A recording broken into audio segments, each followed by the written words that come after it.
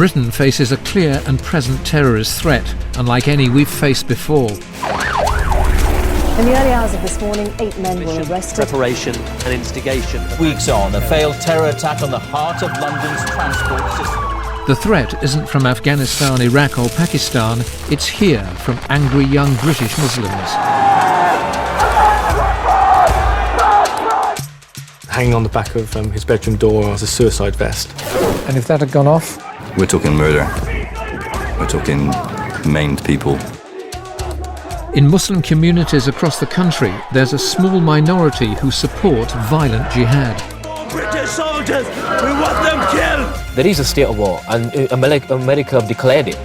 That is the big word, isn't it? The government is spending £140 million a year in a new strategy aimed at preventing the spread of extremism.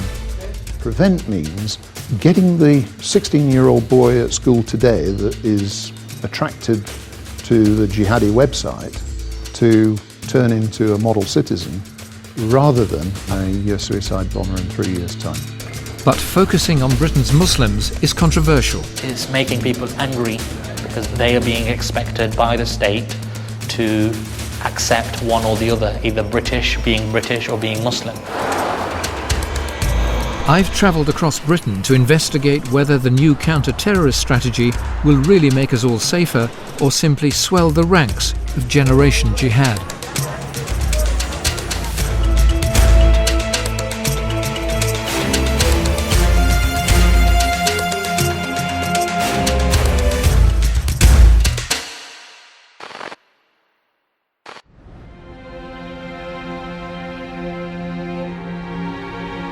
Hello, good morning, welcome to the Plymouth Breakfast Show. Weather today, going to be a dry day, going to see some sunny spells as well with a high of 18 degrees Celsius. And if you're on the roads, no problems to report.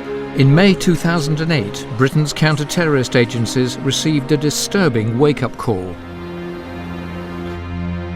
Everywhere, Muslims are suffering at the hands of Britain, Israel and America. We are sick of taking all the brutality from you. That May morning, a 22-year-old set off for Exeter. He was carrying soft drinks bottles filled with deadly chemicals, his mind full of hatred for those around him. When you are getting drunk on Friday and Saturday night, your behaviour is worse than animals. You have sex in nightclub toilets. You urinate in shop doorways. It is unacceptable to Allah and the true religion, Islam. His name was Nicky Riley. As he walked into Exeter city centre, he was bent on revenge and ready to become a suicide bomber. But long before that morning, police might have been able to stop Riley from translating his anger into murderous action. Their failure forced government to rethink its counter-terrorist policy. Growing up, there was nothing to suggest that Riley was anything other than a lonely child from a broken home with behavioural problems. He was a lovely boy.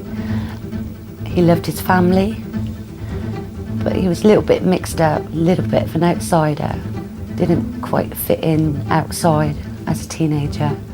It isn't a particularly happy family upbringing, and there's a real sense of anger towards those in authority. The police service, housing, other people. He suffered from Asperger's syndrome and other aspects of obsessive behaviour. He had fads.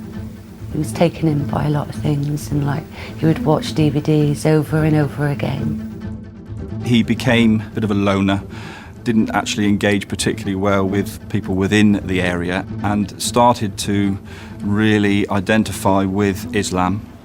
I suppose it felt to him that he would get help, support and friendship from within that community that he wasn't getting elsewhere. It made him happy. The mosque welcomed him. He felt secure there, where he didn't get that outside the mosque, on the streets.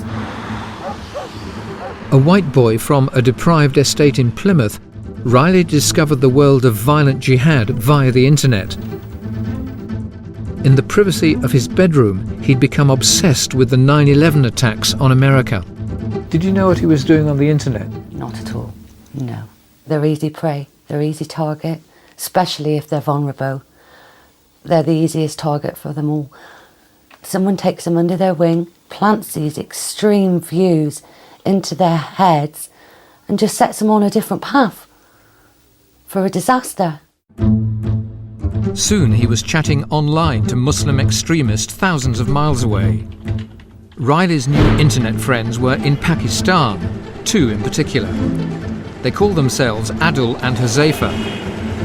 Before long, they were encouraging him to become a martyr. There were 2 main areas that he was speaking to them about. One was about potential targets for any attacks that he was planning, and talked about things like military bases, military sites, police station, market areas, that sort of thing. And the other aspect was he was seeking advice from them about the actual structure and makeup of the device he was intending to use.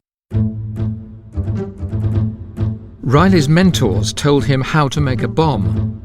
All the ingredients were on the shelves of his local hardware store. But the police did have an opportunity to put Riley under surveillance.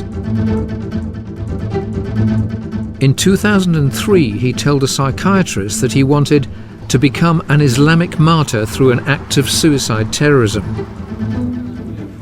That ominous warning was passed on to the police. Did anybody talk to him? Any officer go and have a chat with him? No, that was part of the threat assessment and the risk assessment that was taken, that it was felt that to actually physically approach him may well prompt him into doing something. Did any of your officers go and talk to his mother? Not as far as I'm aware, no. What would have happened if the police had come and talked to you? It would have been a different scenario if they did. Why? Because he wouldn't have done it. He wouldn't have done it. If the police came and spoke to him when he was having thoughts like that, that would have been enough for Nicky. He would have got a buzz from it, so to speak. And he would have been very paranoid. I would have been aware. My family would have intervened. It just would not have happened. That morning in Exeter city centre, Riley was on CCTV, but nowhere on the police radar. Our words are dead until we give them life with our blood. Riley entered a restaurant packed with young families, a distorted view of jihad running through his head. You kill one of my people, I kill one of yours.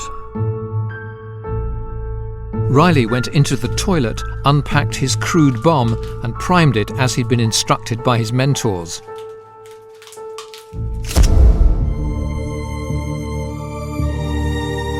But the bomb exploded prematurely. If the device had been detonated properly, then it would have actually maimed and killed many people in that restaurant. It was a cry for help. He just wanted to be recognised. Maybe he wasn't going to go that far if he got the attention that he needed. He was crying out for urgent attention, and he never got it. Riley was blooded but unrepentant. He was later jailed for 18 years. The shockwaves reverberated across Britain. Counter-terrorist agencies had been looking for networks in big cities, not a white convert in the West Country. It's very easy for us to say, looking back, and it's always the way with policing, why didn't you realise? Well, actually, the threat and the intelligence wasn't saying that the threat was coming from people like him. The thing that we have done is move very quickly to actually incorporate this type of profile, this type of event into future prevent thinking. Nicky Riley shows what can happen when warnings aren't heeded. The 4 bombers who attacked London in July 2005, 7/7, are the most devastating example of this. Some were already on MI5's radar, but they slipped beneath it and murdered 52 people. The government responded with a new counter-terrorist strategy. Its aim was to prevent people becoming terrorists or supporting violent extremism.